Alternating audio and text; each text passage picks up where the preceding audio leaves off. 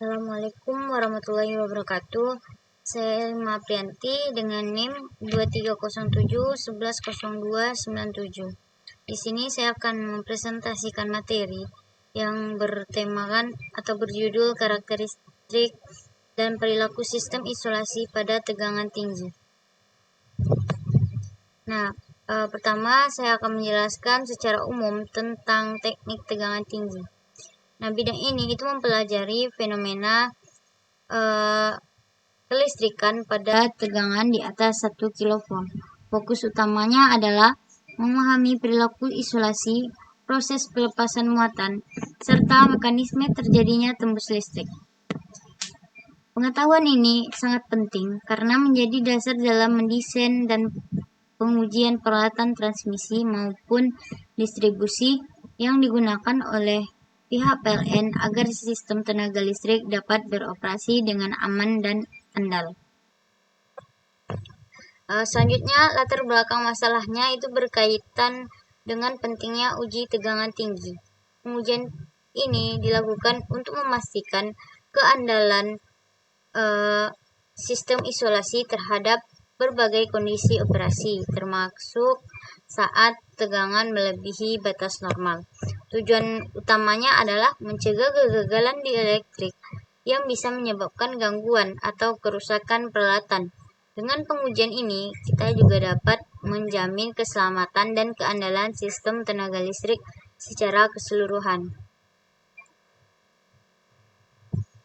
Selanjutnya itu ada sistem isolasi, di mana sistem isolasi itu berfungsi untuk memisahkan bagian yang bertegangan dari bagian netral atau tanah agar tidak terjadi hubung langsung yang bisa menimbulkan arus bocor atau gangguan.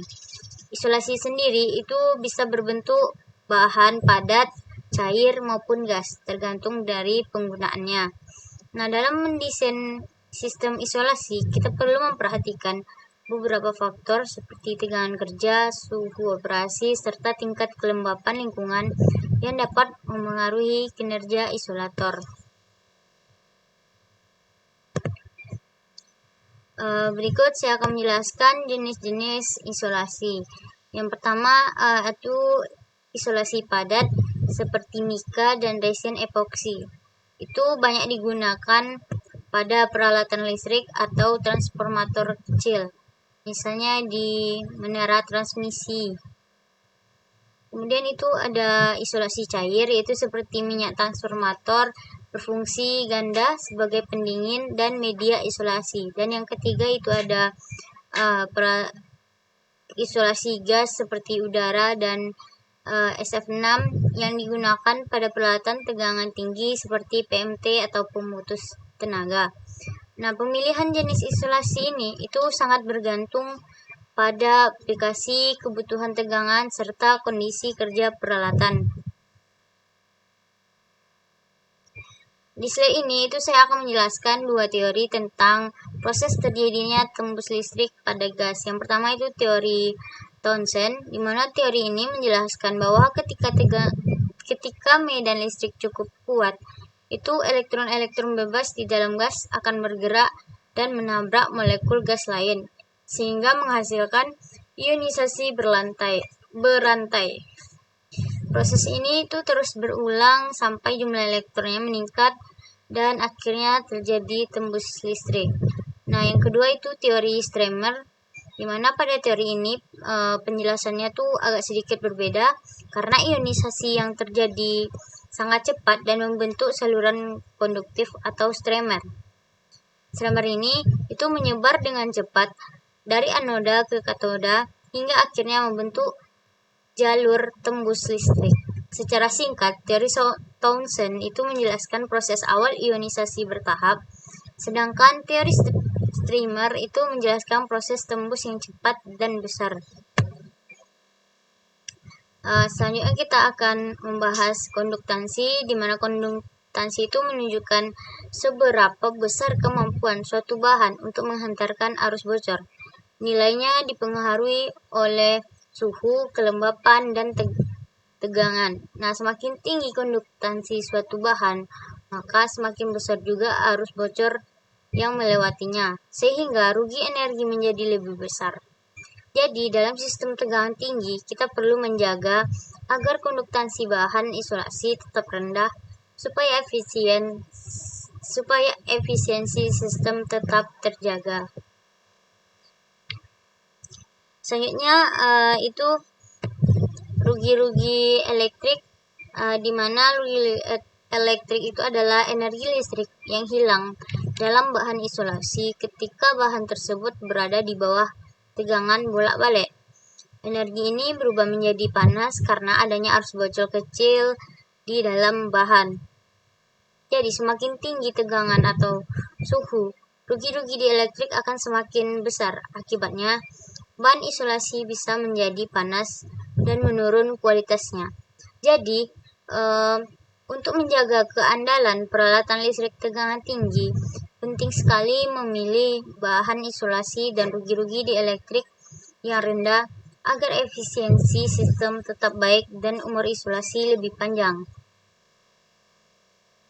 Berikut itu ada peluahan parsial, di mana peluahan parsial itu adalah sebuah peluahan listrik yang terjadi pada medium isolasi di antara dua elektroda yang memiliki beda tegangan, namun peluahan tersebut tidak sampai menghubungkan kedua elektroda secara sempurna. Selanjutnya itu ada resistansi isolasi, yaitu nilai tahanan listrik yang sangat tinggi dari suatu bahan isolator atau dielektrik yang berfungsi untuk mencegah terjadinya aliran arus bocor atau leakage current antara dua konduktor yang berbeda potensial atau tegangan. Pada dasarnya, ini merupakan ukuran seberapa baik suatu bahan dapat mengisolasi arus listrik. Nah, semakin tinggi nilai resistansi isolasi, semakin baik kemampuan isolasi bahan tersebut. Dapat dilihat persamaannya seperti yang tertera di layar.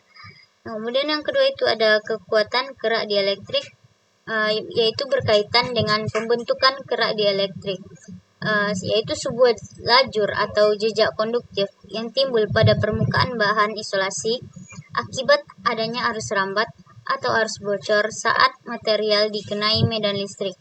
Nah, arus ini itu menimbulkan panas yang menyebabkan penguraian kimia pada permukaan isolator, sehingga menciptakan jejak konduktif tersebut. Selanjutnya itu ada konstruksi dan isolasi dari trafo uji. Nah, dapat kita lihat pada gambar yang di sebelah kiri itu merupakan konstruksi dari trafo uji. Di bagian yang ditunjukkan oleh nomor 1 itu merupakan inti besi dari trafo uji. Kemudian untuk yang ditunjukkan nomor 2 itu merupakan belitan primer atau belitan eksitasi. Dan yang di bagian nomor 3 itu merupakan belitan sekunder. Kemudian yang bagian yang keempat itu merupakan cell grading medan. Dan yang kelima itu tangki dan landasan metal yang dibumikan atau grounding. Dan yang ke gambar yang 6 itu merupakan basing. Kemudian yang pada gambar 7 itu merupakan tangki atau sel isolasi, dan yang ke-8 yang paling atas itu merupakan elektroda, di mana elektroda yang digunakan itu adalah elektroda bola. Kemudian sistem isolasi trafo uji itu adalah komponen dielektrik yang sangat penting dalam transformator uji, yang berfungsi untuk memisahkan dua bagian bertegangan dan mengisolasi lilitan dengan tangki trafo, guna menjamin keamanan dan mencegah kerusakan peralatan listrik. Nah, dilihat dari jenis material isolasi yang digunakan, konstruksi trafo uji itu terdiri dari dua jenis, yaitu trafo uji isolasi damar atau resin dan trafo uji isolasi minyak.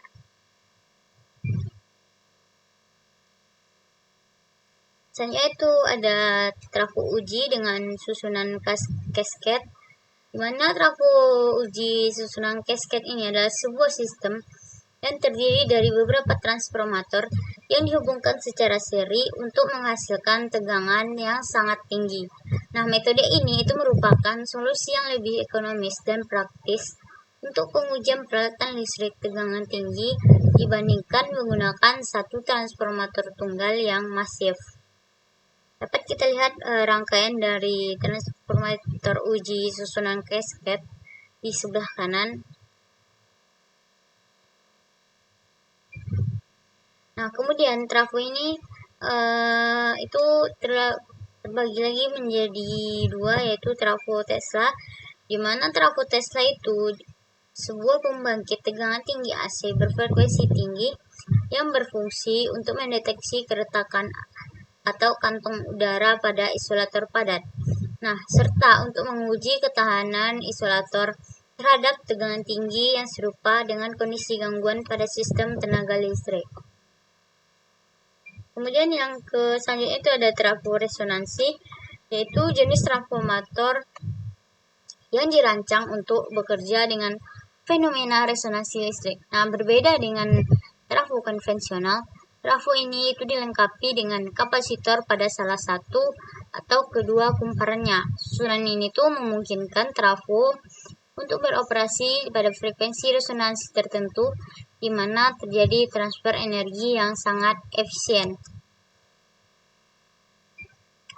Mungkin dari materi yang telah saya sampaikan dapat disimpulkan bahwa pemahaman menyeluruh tentang teknik tegangan tinggi itu sangat penting bagi para engineer dalam memastikan keandalan dan keselamatan sistem tenaga listrik. Melalui kajian terhadap sistem isolasi, kekuatan dielektrik, konduktansi, rugi-rugi dielektrik, serta fenomena seperti peluhan parsial dan resonansi, kita dapat merancang serta menguji peralatan listrik agar mampu beroperasi pada tegangan tinggi tanpa kegagalan. Nah, dengan penerapan teori Townsend, Streamer, serta metode pengujian menggunakan rangkaian pembangkit AC dan trafo uji, proses pengujian tegangan tinggi menjadi lebih akurat dan efisien sehingga menjamin performa serta umur panjang peralatan listrik di lapangan. Sekian yang dapat saya sampaikan. Lebih dan kurang saya mohon maaf. Assalamualaikum warahmatullahi wabarakatuh. Baiklah, selanjutnya di sini saya akan menjelaskan atau mencoba membuat rangkaian single phase half wave rectifier circuit with a smoothing capacitor dengan menggunakan software ATP Draw. Dimana pada rangkaian itu yang pertama kita masukkan komponen-komponen yang ada di rangkaian. Yang pertama itu ada, kita klik kanan, selanjutnya kita pilih source, habis itu kita pilih yang AC tipe 14. Selanjutnya kita klik kanan untuk memutar elemen atau komponen. Selanjutnya kita susun sesuai yang kita inginkan. Selanjutnya itu pada rangkaian tadi ada dioda, ada prob tegangan, itu prob tegangan, prob volt, kita pilih lalu kita satukan. Selanjutnya itu ada dioda, ya saya ini ada dioda.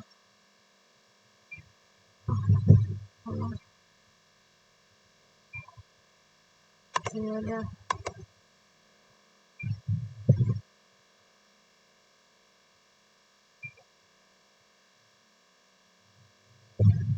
kita pilih yang dioda tipe 11. Di sini kita menggunakan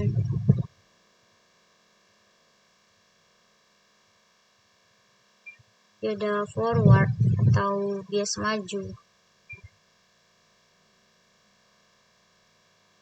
Ya. Oke.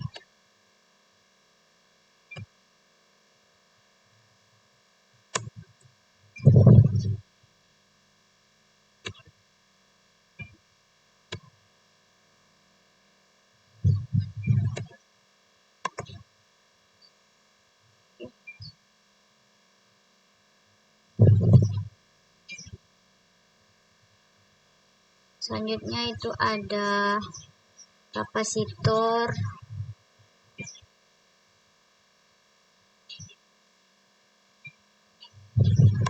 di kanan pilih branch liner, pilih kapasitor, ke kanan,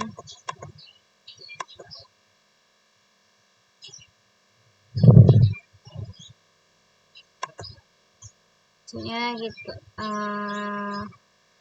resistor,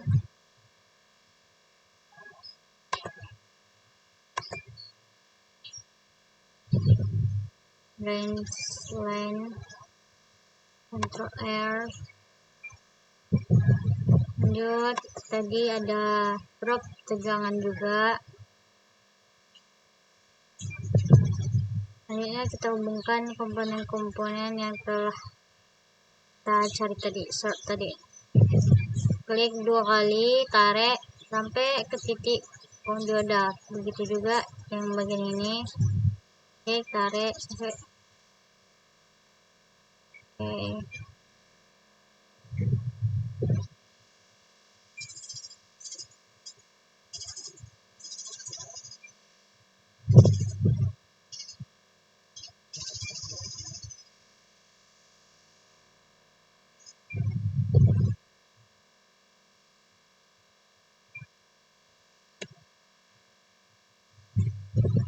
Ini kok ngubek dia.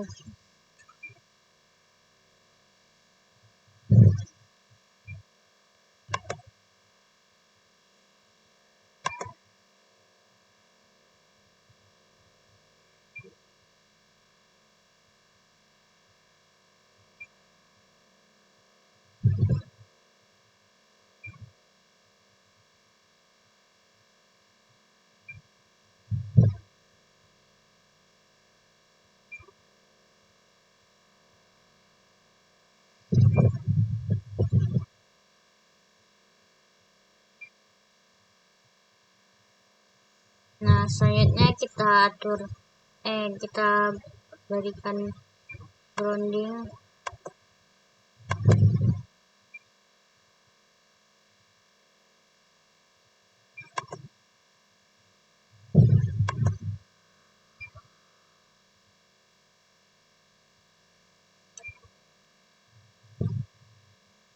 Background.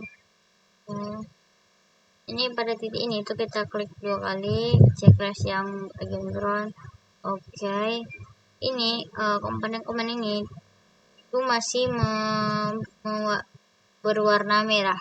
Ini karena kan menandakan belum kita cek.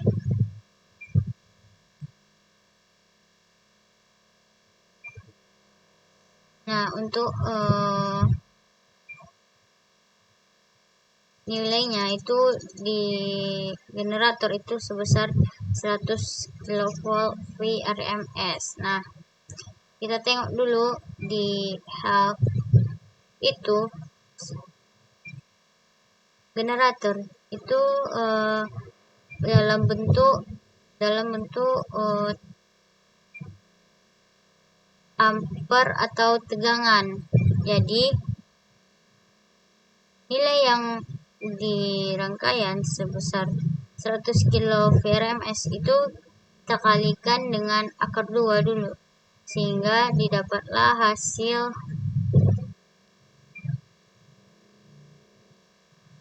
141.421. Kita menggunakan fasa 50. Klik OK. Lanjut ke dioda, itu enggak dibiarin kayak gitu. Saya masuk ke kapasitor, dimana kapasitor itu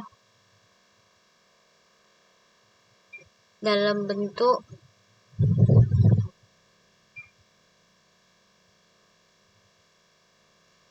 kita masukkan tipikalnya, yaitu sebesar 0,15.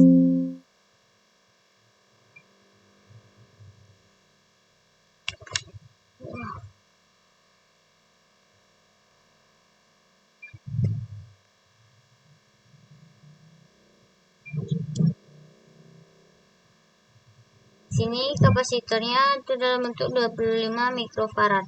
Sementara pada rangkaian kita itu dia menggunakan mikrofarad MP.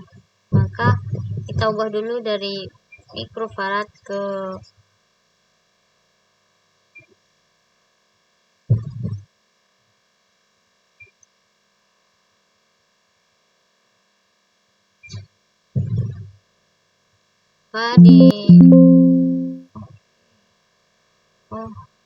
guys, ini harusnya dia titik, nggak boleh koma. Kalau koma dia nggak mau jalan.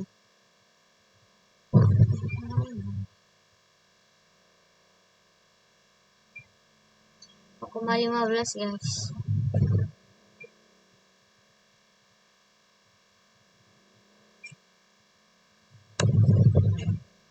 Soalnya kapasitornya itu ada 10 juta.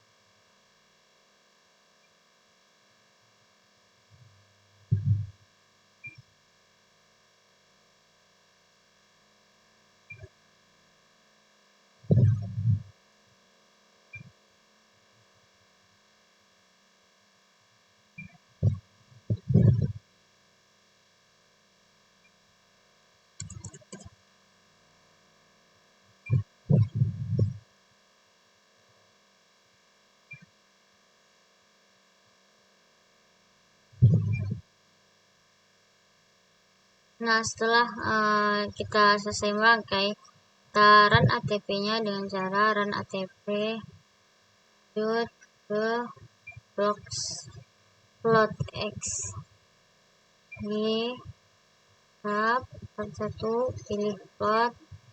Nah, maka didapatlah keluaran di mana kurva merah ini itu merupakan tegangan input atau sumber dari sebelum masuk ke dioda. Nah, bentuk puncaknya ini terpotong atau tidak sinusoidal murni. Selanjutnya untuk yang kurva hijau itu merupakan tegangan output dari hasil keluaran rangkaian penyarah.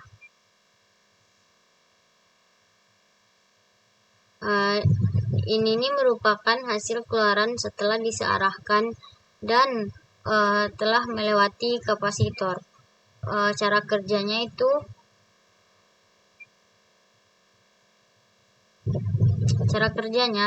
nah, pada saat tegangan sumber atau merah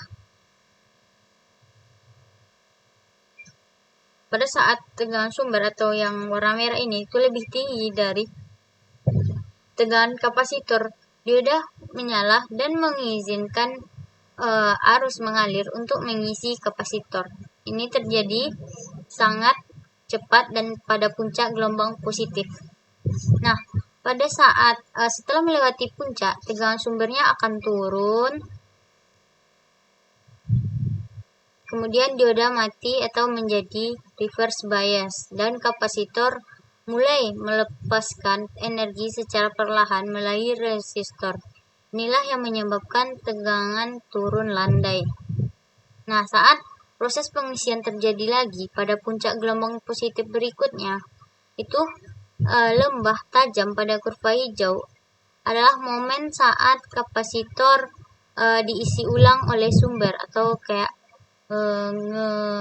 pertama kali disuplai. Jadi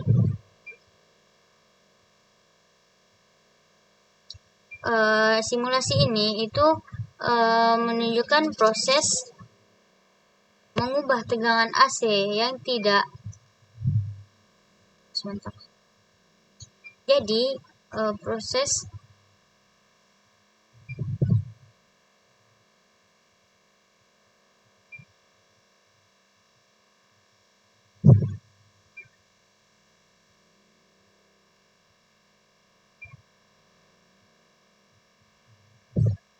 Nah, simulasi ini adalah mengubah arus tegangan AC yang tidak ideal menjadi tegangan DC yang relatif stabil menggunakan rangkaian penyearah setengah gelombang atau kualitas tegangan DC yang dihasilkan serupa. Seberapa lurus kurva hijaunya tergantung pada besar nilai kapasitor dan resistansi yang digunakan. Nah, jadi misal nih kita ingin tegangan keluarannya tuh lebih landai atau lebih lurus, maka kita bisa membesarkan nilai antara kapasitor dan resistor.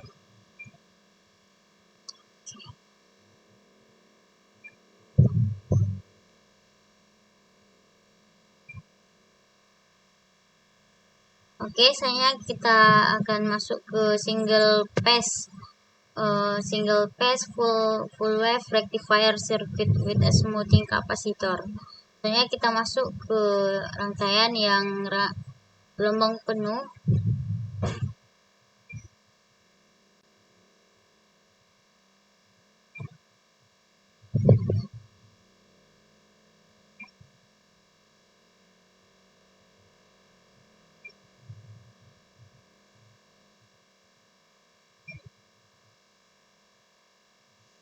Selanjutnya itu kita masuk ke gelombang penuh single phase full wave rectifier circuit with a smoothing capacitor. Nah,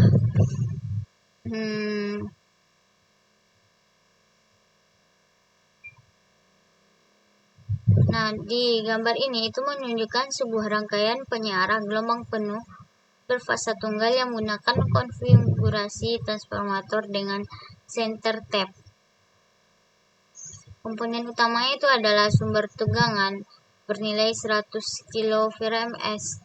Nah, ini adalah input tegangan tinggi AC.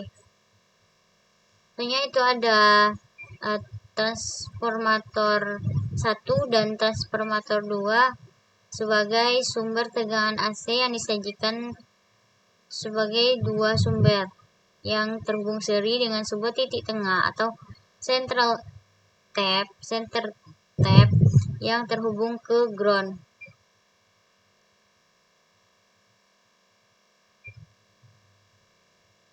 Kemudian prinsip kerja, saya akan menjelaskan prinsip kerja dari rangkaian ini, di mana kita asumsikan pada paruh atau setengah siklus pertama, terminal atas TR1 itu positif dan terminal bawah TR2 itu negatif atau relatif terhadap ground. Nah, dioda akan mendapatkan bias maju forward bias dan akan menyala atau menghantarkan arus. Nah, dioda bawah itu akan mendapatkan bias mundur atau reverse bias dan akan mati atau tidak menghantarkan arus listrik. Nah, arus mengalir itu dari TR1 melewati dioda, kemudian mengisi kapasitor 25 mikrofarad dan juga mengalir ke beban 10 mega ohm, kemudian kembali ke titik tengah atau ground. Nah, kapasitor akan diisi hingga mencapai tegangan puncak dari sumber AC. Nah, selanjutnya pada siklus negatif itu polaritasnya itu terbalik. Maka terminal atas TR1 menjadi negatif dan terminal TR2 itu menjadi positif. Dioda atas misalnya dia akan jadi bias mundur dan mati, dan dioda bawah ini akan mendapatkan bias maju dan menyala. Nah, sehingga arus mengalir dari TR2 melewati dioda, kemudian mengisi kapasitor jika tegangannya sempat turun, dan kembali ke beban, lalu kembali ke ground. Nah, di sini salah satu peran dari kapasitor yaitu sebagai filter. Nah, ketika tegangan AC dari transformator itu mulai turun,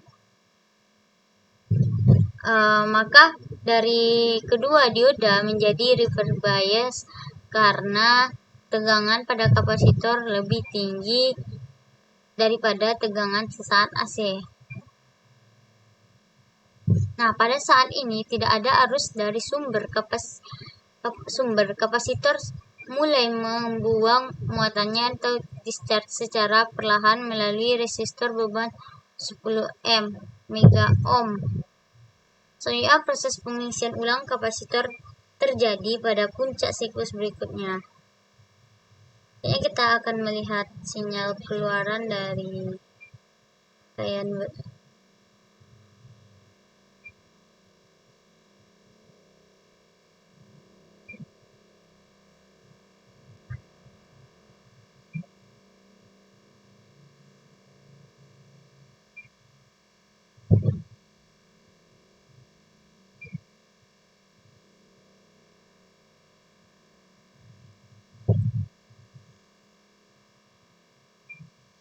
Nah, ini adalah dua tegangan sinusoidal dari gelombang HV1 dan HVAC2, merah dan warna biru dan warna coklat.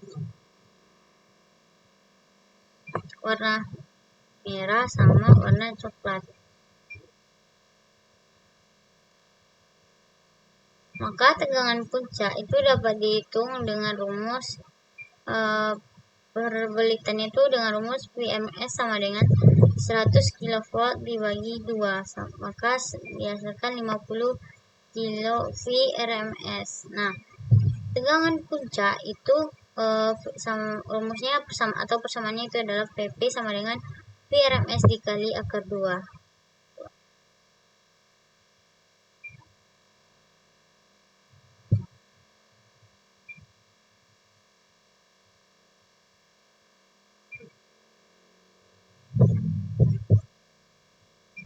Nah, dapat dilihat bahwa terbukti dari teori bahwa tegangan itu dinaikkan 2 kali lipat. Selanjutnya ke rangkaian yang ketiga atau rangkaian Villard Circuit.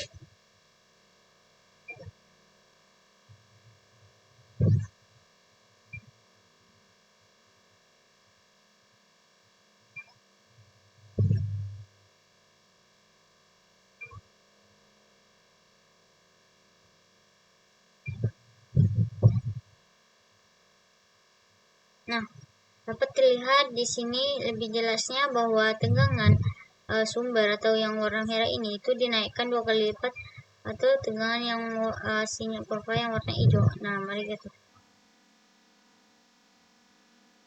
Nah, nampak kan bahwa tegangan awalnya itu bernilai 14142, maka akan dinaikkan atau tegangan keluarannya setelah melewati rangkaian tersebut yaitu yang warna hijau 2,7745.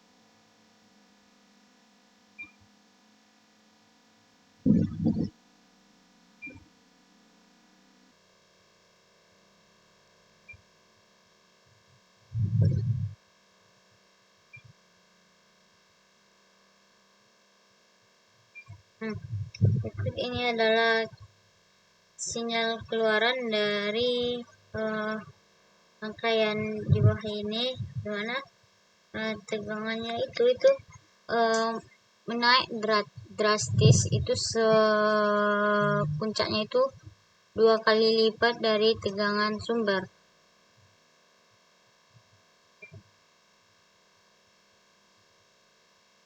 Ya, kita lihat rangkaian yang terakhir yaitu rangkaian escape.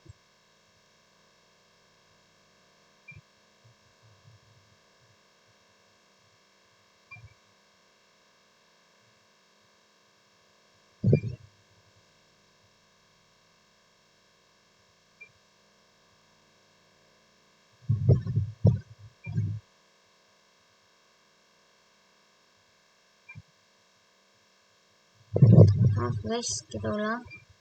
Dan ATP plot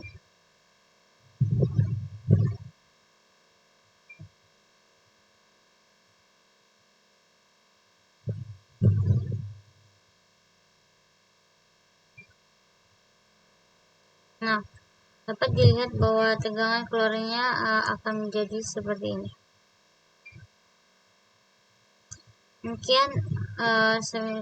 Demikian yang dapat saya sampaikan untuk simulasi rangkaian yang telah saya jelaskan tadi. Lebih dan kurang saya mohon maaf. Saya Ilma Prianti, pamit undur diri. Wassalamualaikum warahmatullahi wabarakatuh.